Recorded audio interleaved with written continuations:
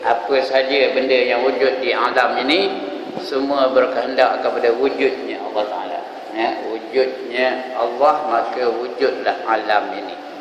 Adanya Allah, maka adalah alam ini. Tanda adanya alam ini atau tanda adanya Allah ialah adanya alam ini. Allah pun sebut dalam Quran, Allahul ladzi khalaqas samawati wal arda wa ma bainahuma. Allah lah yang menjadikan langit dan bumi dan barang yang di antara keduanya. Jadi barang yang di antara kedua tu, langit tu Allah yang menjadikannya, bumi pun Allah yang menjadikannya. Kalau Allah tak ada, takkanlah dia boleh menjadikan langit dan bumi. Itu dalil adanya Allah, adanya langit dan bumi. Itu dalil adanya Allah.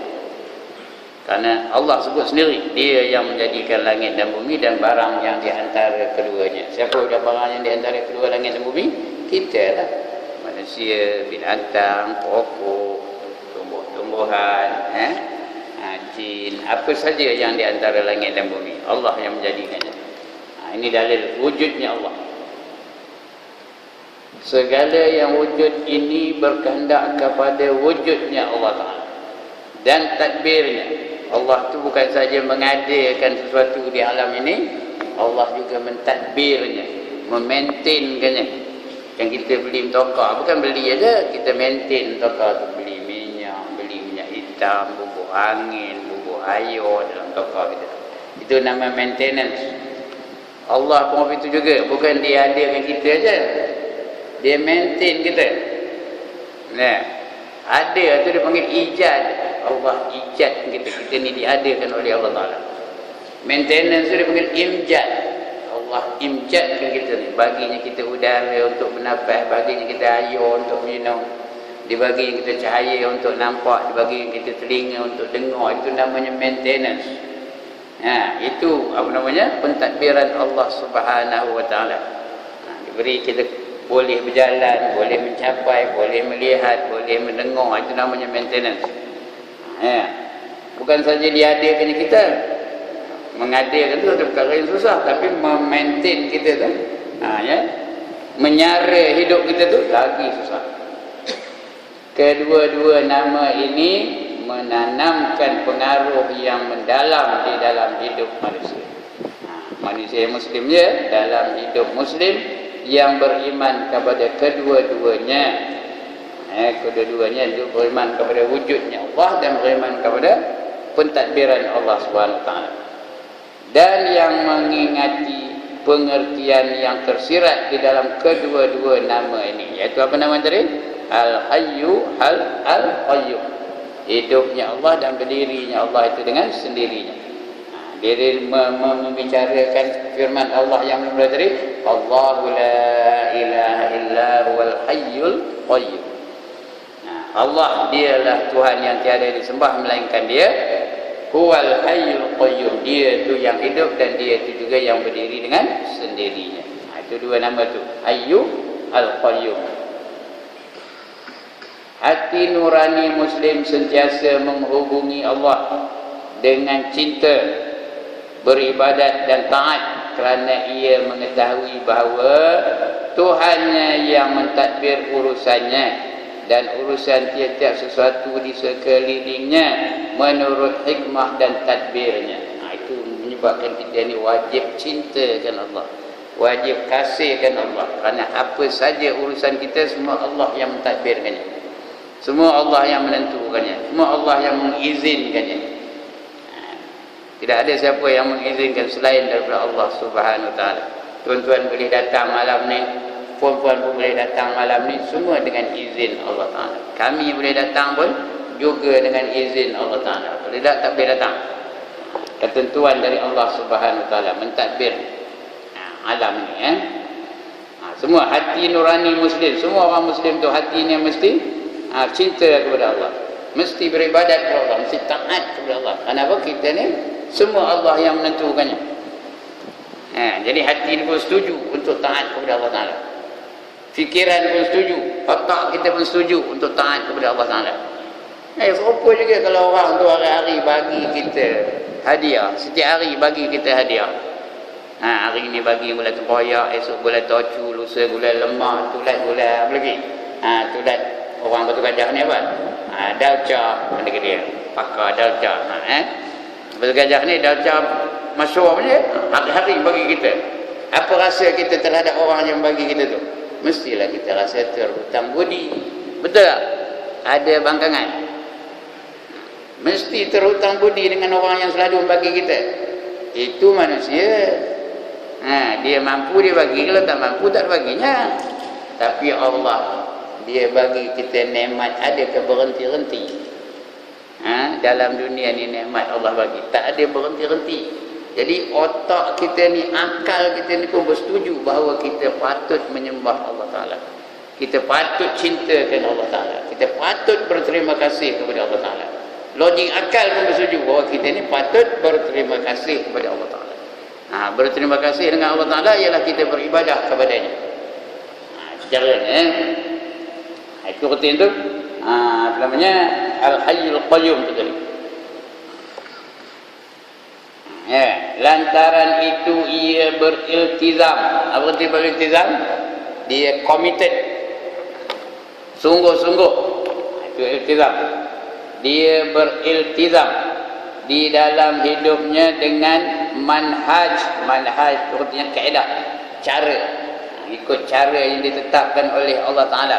Sebab itu Allah dah tetapkan cara hidup mesti ikut cara Islam.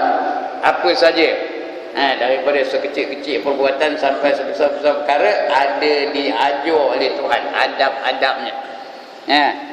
Ada tak adab macam mana nak menguap? Ada ke tak ada? Ada. Ada tak adab macam mana nak tidur? Ada. Ada tak adab nak mamam? Tak ada? Ada. Semua ada adab. Nak ada tak? Ada adab. Jadi semua kena ikut manhaj yang ditetapkan oleh Allah Ta'ala. Kalau tidak, Tuhan tak terima.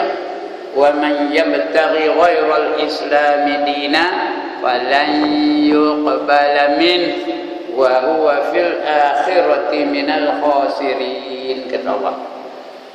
Surah Ali Imran ayat 85. Barang siapa mencari satu cara hidup lain daripada cara Islam, maka sekali-kali tidak diterima oleh Allah darinya, dan orang itu tergolong ke dalam golongan orang yang rugi. Jadi kita kena ikut cara Allah. Sebab itu Allah ajar kita apa saja dalam kehidupan ni ada peraturan-peraturan yang ditetapkan oleh Allah. Nak bersukan ada peraturannya, nak berhiburan ada peraturannya, nak kahwin ada peraturannya. Apa saja semua ada peraturan dari Allah Subhanahu Wa Taala. Itu namanya manhaj. Manhaj yang berdasarkan hikmah dan tadbir, dan tadbir Tuhannya, dan mengambil nilai-nilai dan kemuliaan, nilai-nilai kemuliaan dan pengukuran hidup daripada Allah, serta menghidupkan dasar muraqabah. Muraqabah itu menghampirkan diri dengan Allah Ta'ala. Pagi-pagi kita patutnya muraqabah, malam-malam nak tidur kita muhasabah. Ada dua ibadah. Pagi-pagi muraqabah, malam-malam nak tidur kita muhasabah. Apa arti muraqabah? Kita plan kehidupan hari itu. You plan your activities for the day. Itu namanya muraqabah. What am I going to do after this? Where am I going to go after this? Kena apa? Kena plan. Nak sembahyang zuhur di mana? Kalau kita pagi-pagi lagi. Nak sembahyang asar di mana? Di mana nak berjemaahnya? Itu muraqabah namanya. Nak ziarah siapa? Mana ada orang mati kita nak ziarah? Mana ada orang sakit kita nak ziarah? Mana ada tok guru yang kita nak ngaji daripada nak menuntut ilmu darinya? Itu namanya apa? Muraqabah, planning. Dalam bahasa tasawufnya mengintai-ngintai kebaikan. Itu namanya muraqabah. Malam-malam sebelum tidur apa buat? Muhasabah, cek diri kita. Where did you go this morning? Minum di mana? Jumpa dengan siapa? Apa percakapan kita dengan orang yang kita jumpa tadi? Perbualan kita macam mana? Kita ada ngumpat siapa? Ngumpat Tok Imam. Kena telefon Tok Imam. Tok Imam minta maaf dia, teman tadi ngati mikir anu ngetor Tok Imam. Tombak nak nampak. Ada apa nak nampak? Kita rumah kita, dia rumah dia, lantak kan? Maaf ya, dia marah maaf ya, betul dia ngumpas telefon, udah lah. Itu namanya apa? Apa namanya tuan-tuan dan puan? Muhasabah.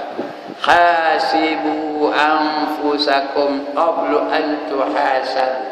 Ini bukan hadis, ini kata-kata Sayyidina Umar radhiyallahu anhu.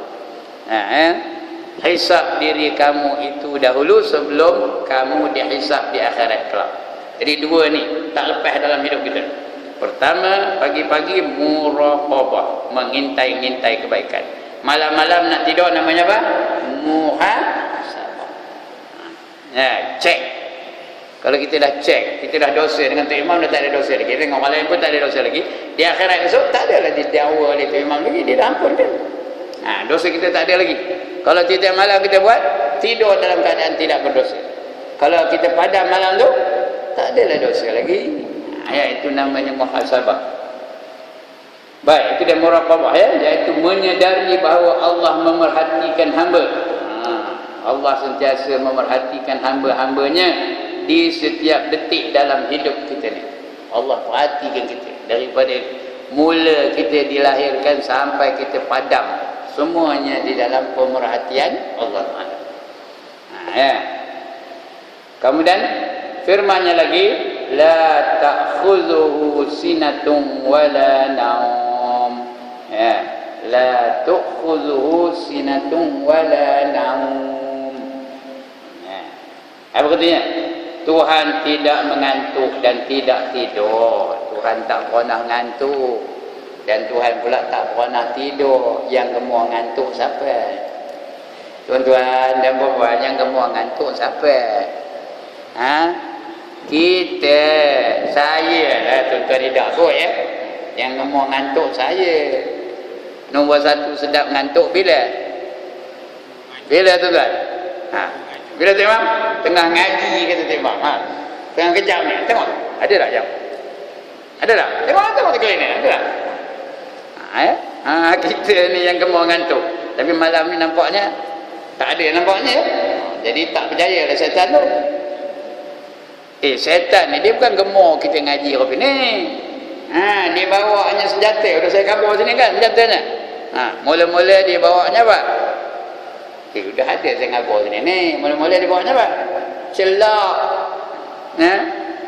Dia celaknya mata tu. Bila kena celak syaitan, mula ngangguk aja depan ustaz tu. Tengok ni. Ada tak dah kena? Dalam tu ada tak? Tengok dah, ada tak? Kalau tak ada, maknanya gagallah syaitan tu. Gagallah syaitan tu. Atau dia bila gagal, dia balik ke? Udah tu frust satu tu. Dia tak nak ngantuk aja. Proyek aja mati ada. Balik ke dia? Dia give up kan? Tak ada, dia bawa senjata yang kedua. Tahu? Apa dia bawanya? Dia bawanya gincu. Gincu bubuh tang mana? Ya Allah, dia tak tahu gincu bubuh tang mana? Gincu bubuh tang mana? Bibir. Tak betul, bibir. Gincu bubuh tang bibir. Bila kena gincu syaitan apa tau? Ustaz ngajar depan, dia ngajar belakang. Ustaz ngajar di dewan, dia ngajar di balik tabir. Itu dah kena gincu syaitan. Ada je ceritanya. Bukan saja dia tak dapat dengar, orang kiri kanan dia pun tak dapat dengar. Itu dah kena gincu syaitan. Tak juga berjaya. Sekejap ni tak ada saya tengok orang cakap pun. Maknanya tak berjaya dah syaitan tu. Frust ke dia? Balik ke dia? Give up ke dia? Tak. Dia bawa senjata yang ketiga. Apa dia bawanya? Dia bawanya tongkat. Dia ketuk-ketuknya lutut tu. Dia ketuk-ketuknya paha tu. Dia ketuk-ketuknya siku tu. Lengan tu. Pinggang tu. Baunya tu. Dia ketuk-ketuk di syaitan. Bila kena ketuk tongkat syaitan itu yang mula-mula bersila, betul berselemput, betul bersila balik, betul berselemput. Tengok lepas ni kan, ini baru lagi ni. Tengok sekali lagi kan. Itu dah kena ketuk di syaitan. Lepas tu dia bangkit, nepuk perut. Pop, bahasanya sakit perut tu. Turun dia. Bila turun tu lebuh lah tu, ya. Sini tinggi tak apa, lagi senang dia. Ya, ambil je motor, start, balik. Berjaya lah setan. Tengok lepas ni, ada jaya tak setan? Ya, kalau dia nunggu sampai habis, maknanya gagal lah setan tu. Itu cara setan menggagalkan majlis seperti ini. Tapi Tuhan tak pernah mengantuk, tak pernah tidur, tak pernah lalai, tak pernah lupa. Itu Tuhan, ya. La ta'khudhuhu sinatun wala naum. Ayat ini penguat bagi pengurusan Allah ke atas segala sesuatu, yang terikatnya segala sesuatu dengan pengurusan Allah. Allah tak pernah ngantuk, tak pernah lupa, tak pernah lalai untuk mengurus kita. Tak ada pula Allah tu lepas pandang, tak ada. Allah nampak aja, Allah tahu aja, Allah sedar aja. Every time, every minute, every second. Every turun naik nafas kita tu Allah tahu aja. Kita pun patut sedar bahawa Allah sentiasa mengawasi kita. Sedar itulah namanya ihsan. Apa itu ihsan? Kamu beribadat kepadanya seolah-olah kamu nampak dia. Kalau tak boleh, kamu kena sedar bahawa dia sentiasa nampak kamu. Itu namanya ihsan. Itu namanya la ta'khudhuhu sinatun wala naum. Kerana mengantuk dan tidur, kedua-duanya menafikan hidup. Orang ngantuk, orang tidur, maknanya dia tak hidup lah. Dia tak sedar apa yang berlaku keliling dia. Orang lalu depan dia pun dia tak sedar. Jadi maknanya bukanlah dia hidup dengan sebenar-benar arti kehidupan. Menafikan hidup dan pengurusan yang sempurna. Hidupnya tak sempurna, pengurusannya pun tidak sempurna kerana dia tak sedar. Kemudian sambung lagi, lahu ma fis samawati wa ma fil ard. Maksudnya kepunyaan Allah apa-apa yang ada di langit dan di bumi. Semua Allah punya. Langit tu Allah punya, bumi ini pun Allah punya. Wa bainahuma, dan juga barang antara langit dan bumi pun Allah juga yang punya. Termasuk kita ni pun Allah yang punya. Lillahi mulkus samawati wa ma fil ard wa ma bainahuma. Wa ma bainahuma, kepunyaan Allah lah apa yang ada di langit dan apa yang ada di bumi, dan barang yang di antara keduanya, semua Allah punya. Apa saja Allah punya. Tokah yang saya naik itu siapa punya? Allah punya. Rumah yang saya duduk malam sekarang ni nak tidur kan, siapa punya? Allah punya. Dompet ni siapa punya? Siapa punya ni? Allah punya, bukan saya yang punya ni, Allah yang punya. Cuma untuk memudahkan pengurusan, nak memudahkan pengurusan, bolehlah kita kata ini rumah saya, ini metoka saya, ini dompet saya, itu isteri saya, itu anak saya. Kenapa? Untuk pengurusan semata-mata. Hakikatnya siapa punya? Allah yang punya, ya. Supaya dia mudah, senang. Orang yang bertanggungjawab tu yang menguruskan benda yang dimilikinya tu. Boleh dia kata ini dompet saya. Kalau saya kata ini dompet Allah, apa tak? Tuan-tuan, puan. Kalau saya kata ini dompet Allah, apa tak? Siapa pun boleh ambil dalamnya. Tapi tak boleh. Allah dah amanahkan saya. Ini saya yang menjaga dompet ni. Boleh saya katakan ini dompet saya. Cuma hanya dari segi bahasa saja, dari segi pertuturan semata-mata. Hakikatnya Allah yang punya, bukan saya yang punya. Begitu juga tuan-tuan yang ada pada tuan-tuan tu. Hakikatnya bukan tuan-tuan yang punya, Allah yang punya. Ini anak saya, sebenarnya ini anak Allah. Tapi takkan kata ini anak Allah pula. Anak Allah tu bukan anak Allah tu. Tapi hakikatnya Allah yang punya. Itu dia, lahu ma fis samawati wa ma fil ard. Kepunyaan Allah lah apa-apa yang ada di langit dan di bumi. Ayat ini menetapkan sifat milkiyah. Milkiyah ni sifat milik. Sifat pemilik. Siapa punya? Allah punya. Pemilik. Yang sempurna. Milik sempurna apa tu? Allah. Terpulang kepada Allah. Kita ni terpulang kepada Allah. Nak hidupkan kita ni berapa lama, Allah yang menentukan. Nak sampai ke esok ke tak sampai ke esok ke, ditentukan oleh Allah Ta'ala. Allah yang punya, hak dia terpulang kepada dia. Itu sebab Orang yang nak mati tu bukan nanti tua, model pun mati juga. Terserah kepada Allah untuk menentukan bila dia nak matikan orang tu. Ya, bukan mesti ada penyakit, kadang-kadang tak ada apa sakit dia mati je. Kadang-kadang sakit bertahun-tahun dia nak juga mati. Beria benar sakit bertahun-tahun, puluh-puluh tahun pun ada orang sakit tak mati-mati. Itu ketentuan dari Allah Taala.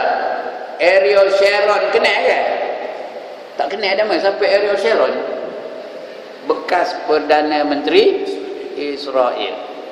Tahu berapa lama dia terdair? Tahu ke terdair? Ya Allah, demi orang betul gajah ni tak tahu apa benda terdair. Terbaring je. Itu namanya terdair. Ya.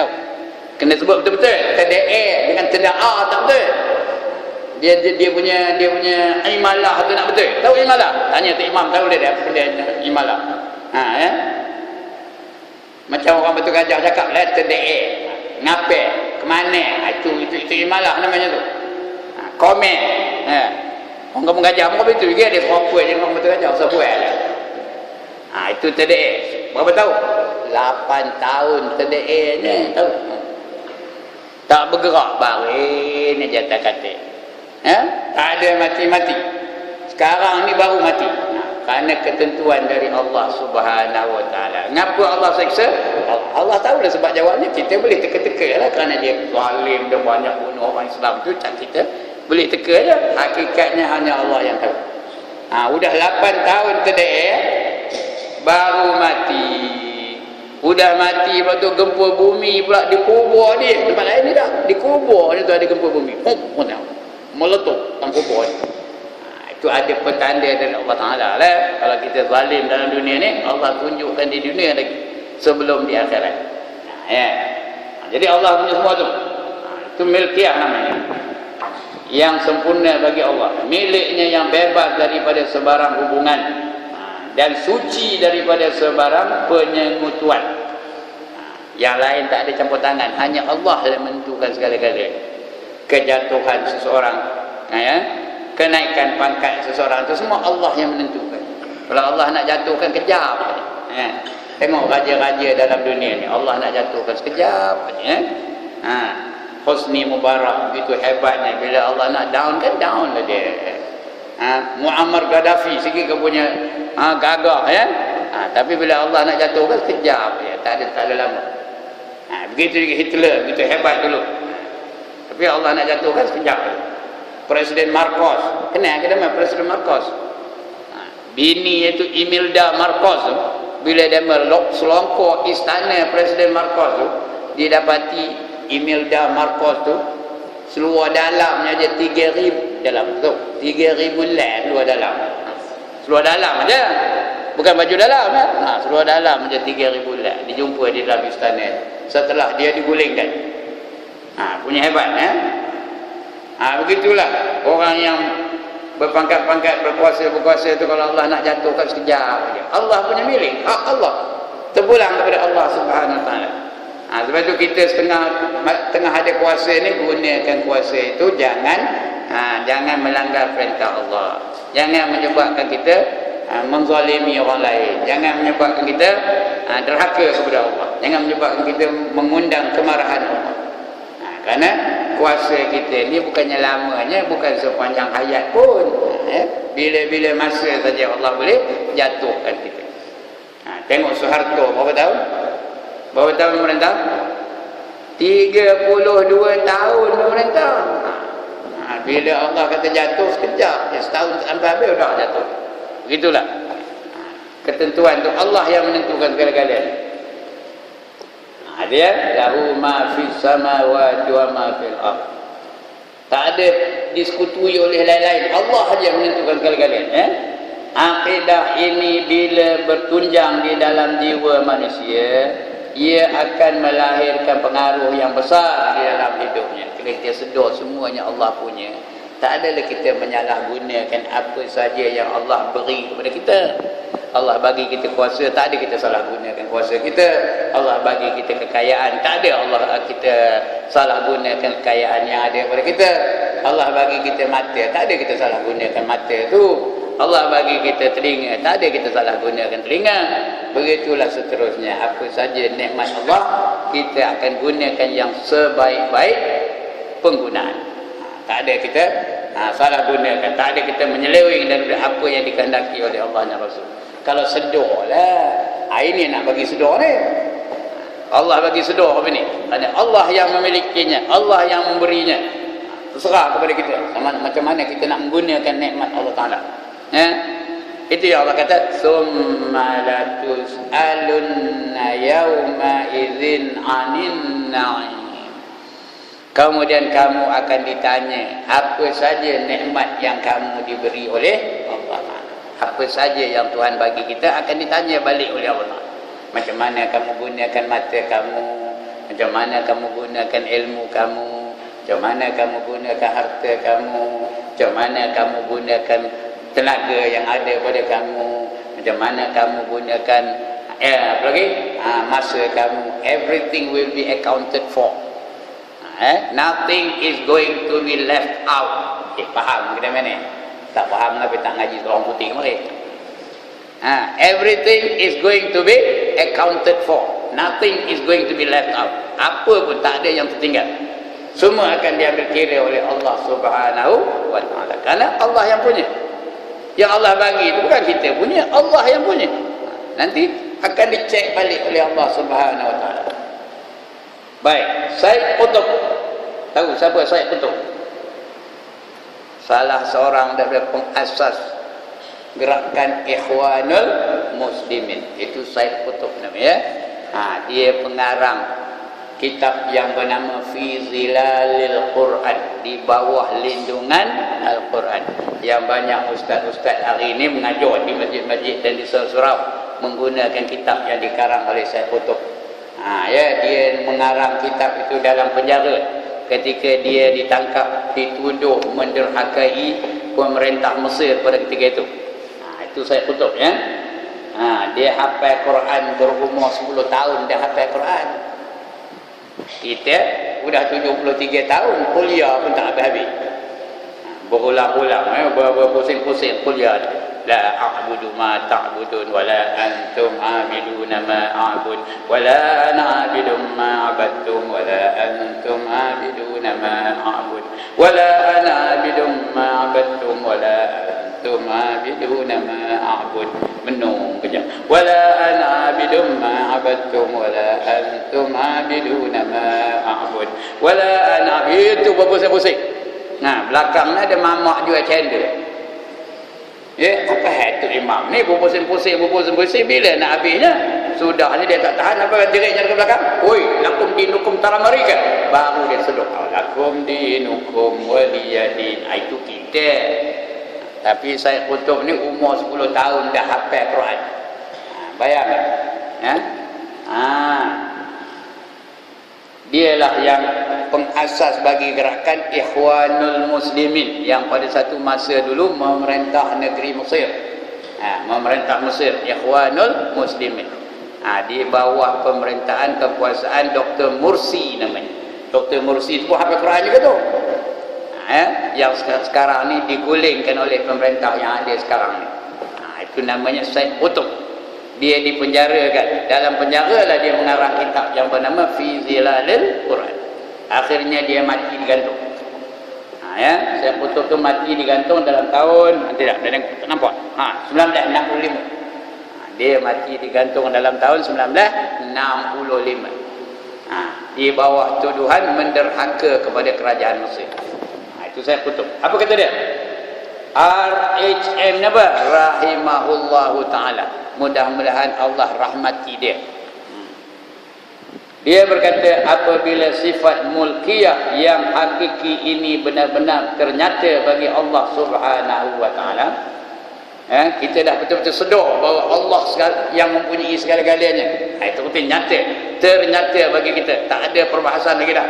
Tak ada ragu-ragu lagi. Tak ada syak, tak ada zan, tak ada waham bahawa semuanya Allah yang punya. Itu merupakan akidah. Kalau betul-betul kita faham, kita sedar ini, sedangkan manusia tidak mempunyai sifat mulkiyah, kita apa pun tak ada. Yang punya sifat mulkiyah hanya Allah Subhanahu wa ta'ala. Kita sedar ni, sejak daripada permulaan lagi, mereka cuma orang yang dilantik menjadi khalifah. Apa itu khalifah? Pengurus.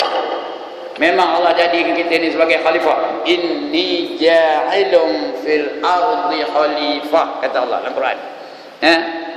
Wa idh qala rabbuka lil malaikati inni ja'ilum fil ardi khalifah, kata. Ingat ketika aku bagi tahu kepada malaikat bahawa aku nak menjadikan khalifah di atas muka bumi ini. Nak menjadikan khalifah di atas muka bumi ini. Erti khalifah itu apa? Pentadbir. Pengurus segala benda dalam bumi ini ditadbirkan oleh khalifah. Khalifah itu terdiri dari manusia. Allah nak jadikan manusia yang pertama di muka bumi ini, iaitu Nabi Adam. Terkejut malaikat, tanya dia, qalu ataj'alu fiha man yufsidu fiha wa yasfiku dima' wa nahnu nusabbihu bihamdika wa nuqaddisu lak qala inni a'lamu ma la ta'lamun. Surah Al-Baqarah ayat 30. Berkata malaikat itu, kenapa kamu nak jadikan makhluk di atas muka bumi ini sedangkan mereka itu sentiasa bergaduh menumpahkan darah? Sedangkan kami malaikat-malaikat yang sudah ada ni, kami tak pernah pun bergaduh, tak pernah pun menumpahkan darah. Kami sentiasa bertasbih kepada kamu, sentiasa berzikir mengingati kamu. Apa jawab Allah? Aku lebih tahu apa yang kamu tak tahu. Qala inni a'lamu ma la ta'lamun, kata Allah. Sesungguhnya aku tahu apa yang kamu tak tahu. Itu dia mula-mula kejadian manusia. Allah nak jadikan Nabi Adam sebagai khalifah, manusia yang pertama untuk menguruskan bumi ini. Aku lebih tahu apa yang kamu tak tahu. Itu mula-mula. Malaikat pun heran, kenapa Allah, bukan dia protes ni, dia nanya Tuhan, kenapa kamu nak jadikan makhluk manusia-manusia yang projeknya tak ada lain apa? Bergaduh je, menumpahkan darah je. Cuba tengok sejarah manusia daripada dulu sampai sekarang ni, adakah berhenti bergaduh? Adakah berhenti berperang? Memang itulah projek manusia tu, bergaduh, berperang je. Perang dunia je dah berapa kali dah. Jepun berapa kali berperang? Daripada dulu lagi, zaman Viking tu, ingat Viking? Berperang aja manusia-manusia ni. Sampai kepada zaman Eropah tu berperang aja. Spanyol berperang dengan England, England berperang dengan Jerman dan sebagainya. Tak ada berhenti-henti berperang ni. Kenapa kamu nak jadikan makhluk yang macam itu? Kerjanya menumpahkan darah aja. Sampai sekarang, mana negara yang tak berperang? Cakap apa? Di India, perang tak? Gaduh tak di India? Di Burma, gaduh tak? Di mana? Di Kemboja, gaduh tak? Di Thailand, gaduh tak? Di mana-mana pun manusia kerjanya bergaduh. Betul cakap malaikat tu. Tapi Allah kata, aku lebih tahu apa yang kamu tak tahu. Benar? Betul tak? Itu dia khalifah tu. Wakil. Khalifah tu macam wakil lah. Wakil mentadbir alam ini, wakil Allah. Dia pentadbiran tu bukan ikut suka, ikut selera dia, ikut ketentuan yang ditetapkan oleh Allah Ta'ala. Itu dia khalifah, mentadbir alam ini mengikut ketentuan yang ditetapkan oleh Allah Ta'ala, bukan ikut selera kita dah. Nanti kita kembali ke akhirat akan ditanya, macam mana Allah bagi kita mata, macam mana kamu menguruskan mata. Akan ditanya, apa yang kamu tengok dalam dunia. Allah bagi kita harta, macam mana kamu menguruskan harta. Allah bagi kita ilmu, macam mana kamu menguruskan ilmu kamu. Allah bagi kita isteri dan anak-anak, macam mana kamu mentadbir isteri dan anak-anak kamu. Everything will be accounted for. Tadi dah khabar. Ini pun begitu juga. Itu khalifah. Kalau baik pengurusannya sesuai dengan kehendak Allah dan Rasul, dapatlah hadiah, dapatlah pingat. Tahu apa pingatnya di akhirat tu? Al-muflihun. Itu pingat-pingat yang Allah sediakan untuk orang yang beriman dan beramal soleh. Lagi apa? Al-faizun. Lagi apa? Al-abrar, orang-orang yang sentiasa berbakti. Ashabul yamin, golongan kanan. Al-muflihun tu orang yang beruntung. Al-faizun tu orang yang dapat kejayaan. Lagi apa pingat-pingat yang dia dapat? Lagi apa? Al-abrar, orang yang sentiasa berbakti kepada Allah. Lagi as-salihin, orang-orang yang soleh. As-siddiqin, orang-orang yang benar. Itu nama pingat-pingat yang Allah sediakan di akhirat untuk mereka-mereka yang yang mau, yang beriman dan beramal soleh. Lebih baik daripada pingat dalam dunia ni. Ya, dalam dunia ni ada juga pingat, ya, ada PJK, ada AMN, ada apa lagi, AMP, ada PPT, ya, ada JKR, ada TNB, lagi apa pingat-pingat dunia ni, ya. Tapi pingat di akhirat lagi baik, ya, Allah sediakan. Tapi kalau dia salah gunakan nikmat, salah gunakan nikmat yang Allah bagi kepada dia, dia akan diazab. Ya, azab tu di mana?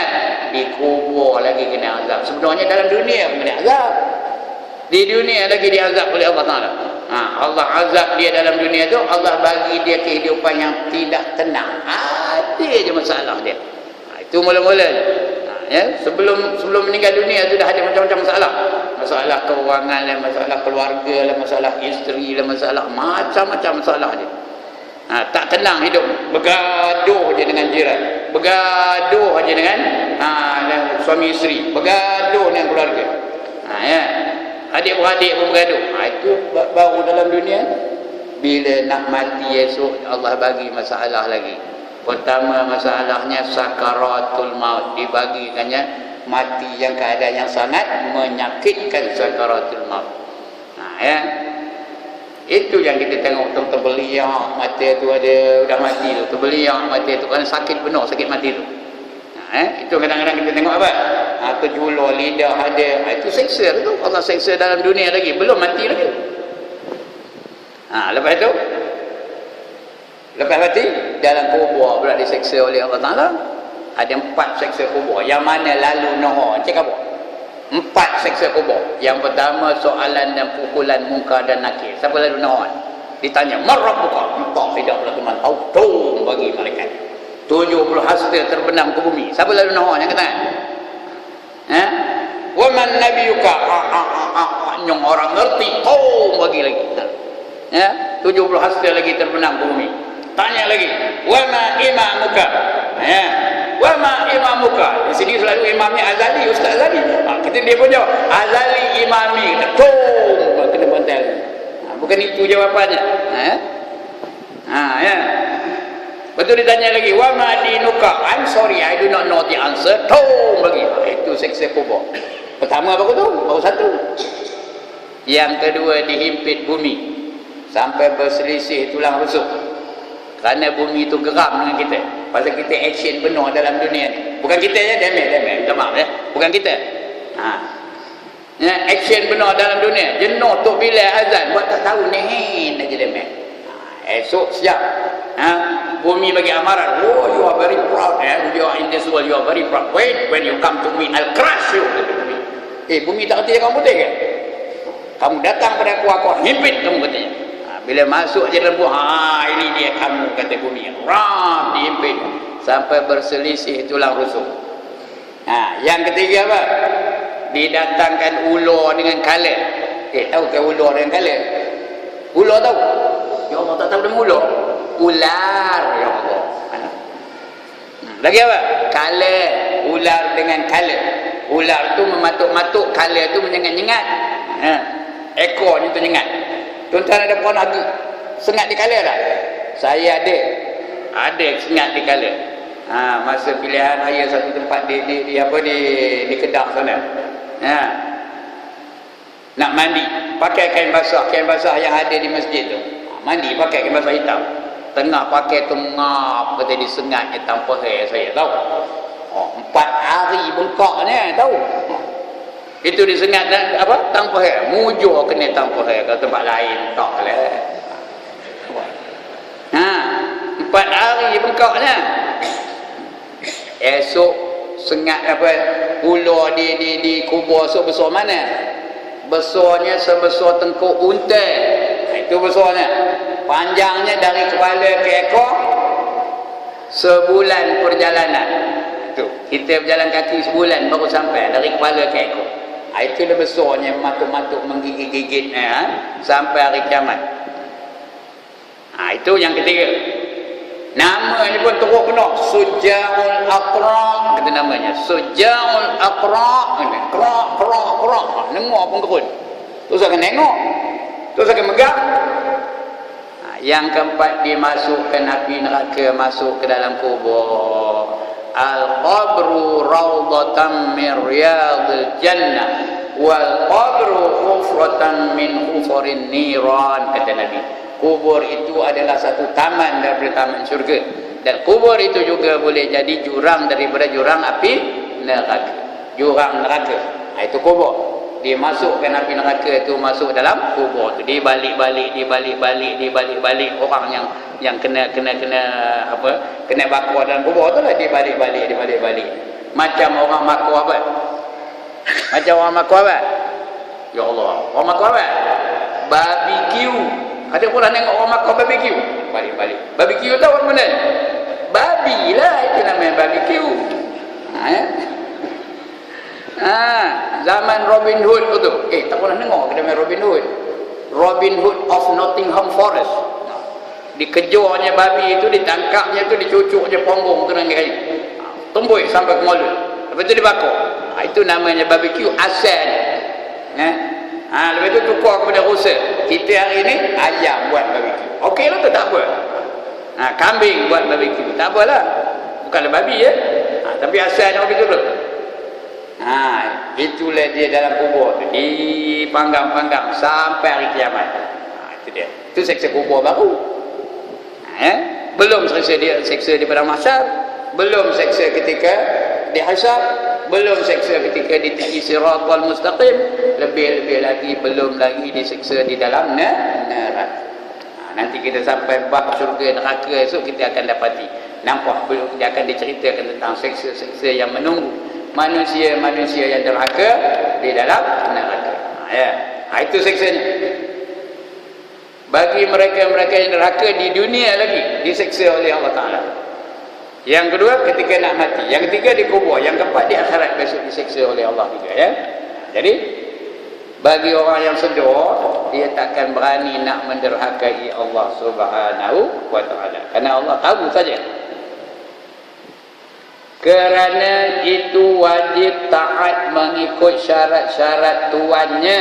Kita ni milik Allah, jadi wajiblah kita taat mengikut syarat-syarat tuan kita. Siapa tuan kita? Allah Ta'ala. Syarat-syarat tuannya yang melantiknya untuk menjalankan perwakilan itu. Ini kita cerita ni tentang khalifah ni tadi ni. Sebagai khalifah kita kena jalankan perintah Allah Ta'ala. Wajib kita mengikut perintah Allah Ta'ala. Tak boleh kita menyeleweng daripada tugas yang Allah tetapkan untuk kita. Itu nama khalifah. Dan syarat-syarat itu telah diterangkan ke dalam syariatnya, dan tidak harus mereka menyeleweng daripadanya. Itu sebab Allah datangkan hukum. Dalam syariat ada 5 hukum Allah tetapkan, iaitu wajib, haram, sunat, makruh dan harus. Kelima-lima hukum ni dia meliputi segenap bidang kehidupan. Apa saja kita buat ada 5 hukum ni berjalan. Kejap ni ngaji ni ada 5 hukum berjalan. Ada yang wajib, ada yang sunat, ada yang haram, ada yang makruh, ada yang harus. Jadi 5 hukum tu dia meliputi seluruh kehidupan manusia. Kenapa kita ni khalifah? Mentadbir mengikut kehendak Allah Ta'ala, bukan mengikut kehendak kita. Jadi berjalan 5 hukum. Sudah mati kita esok baru dicek. Banyak yang wajib dan sunat ke, banyak yang haram dan makruh. Dicek sekali amal kita. Itu tugas khalifah. Tak boleh menyeleweng. Andainya mereka menyeleweng, berarti terbatallah sifat mulkiyah. Mereka yang lahir daripada perwakilan itu. Kalau dia menyeleweng, dia dah menyeleweng dari tugas dia sebagai khalifah Allah. Menyeleweng daripada mulkiyah tadi. Dan akhirnya muncullah tindakan secara tidak benar. Bila menyeleweng, disalahgunakan apa saja perintah Allah tu. Mata Allah bagi, disalahgunakannya mata. Telinga Allah bagi, disalahgunakannya telinga. Lidah Allah bagi, disalahgunakannya lidah tu. Jadi tak adalah, bukanlah tugas khalifah apa itu. Sekadar hakikat ini menetap di dalam jiwa. Kalau kita fahamnya ini, kita akan berlaku dengan seadil-adilnya. Kerana kita ni semua pemimpin belaka. Kullukum ra'in wa kullukum mas'ulun an ra'iyati, kata Nabi. Setiap kamu itu adalah pemimpin dan kamu akan ditanya tentang kepimpinan kamu. Allah bagi dalam diri kita ni berbagai-bagai bentuk untuk kita pimpin, berbagai-bagai perkara untuk kita pimpin. Allah bagi mata, kamu pimpin mata kamu macam mana. Allah bagi telinga, kamu pimpin telinga tu macam mana. Allah bagi lidah, kamu pimpin lidah tu macam mana. Allah bagi isteri, macam mana kamu pimpin isteri kamu. Allah bagi anak, macam mana kamu pimpin anak kamu. Allah bagi kaki, ke mana kamu pergi. Allah bagi tangan, apa benda yang kamu pegang. Semua akan ditanya oleh Allah SWT. Semua akan diambil kira, tak ada satu pun yang lepas. Kalau kita sedar, terasa, berani ke? Berani ke nak melakukan neraka kepada Allah Ta'ala? Berani ke nak pergi karaoke? Berani ke nak pergi naik kelab, nak nari di naik kelab? Berani ke? Kenapa? Sentiasa di sisi kita ni ada pula dua orang malaikat. Itu bila kita beriman kepada malaikat tu akan dibicara ni. Ada malaikat pula bawa kamera. Kameranya digital tau. Kamera digital di bawah ni ada ni. Ada ni boleh tuan-tuan yang perempuan pun ada kali di bawah. Malaikat tu menangkap gambar. Tengoknya orang tu ngantuk aja, ada gambar tu. Ada yang ngantuk tu. Tengoknya orang ni nyongor ustaz dari jauh. So ada gambar tu. Nyongor ustaz. Semua ada. Kalau kita fahamnya ini, tak berani kita nak melakukan perkara-perkaranya. Kenapa? Esok di akhirat semua akan ditayang balik. فَمَنْ يَعْمَلْ مِثْقَالَ ذَرَّةٍ خَيْرًا يَرَهُ, kata Allah. Maka barang siapa melakukan kebajikan walaupun sebesar zarah akan diperlihatkan. وَمَنْ يَعْمَلْ مِثْقَالَ ذَرَّةٍ شَرًّا يَرَهُ, kata Allah. Barang siapa melakukan kejahatan walaupun sebesar zarah akan diperlihatkan kembali di akhirat kelak. Itu dia ya. Kalau kita faham itu, tak berani kita. Sentiasa je kita melakukan kebajikan yang akan diperlihatkan oleh Allah nanti. Dan syarat-syarat itu telah diterangkan di dalam syariatnya dan tidak hanya mereka menyeleweng daripadanya dan tidak harus mereka menyeleweng daripadanya. Andainya mereka menyeleweng berarti terbalik.